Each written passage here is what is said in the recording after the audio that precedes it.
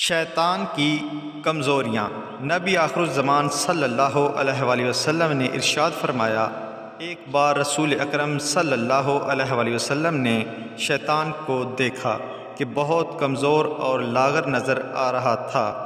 آپ صلی اللہ علیہ وآلہ وسلم نے اس سے پوچھا، تیرا یہ حال کیوں ہو گیا ہے؟ شیطان نے کہا، اے رسول خدا، آپ کی امت کے 6 کاموں کے باعث پریشان ہوں۔ مجھ میں ان کاموں کو دیکھنے کی طاقت نہیں ہے اور میں ان کا متحمل نہیں ہوں۔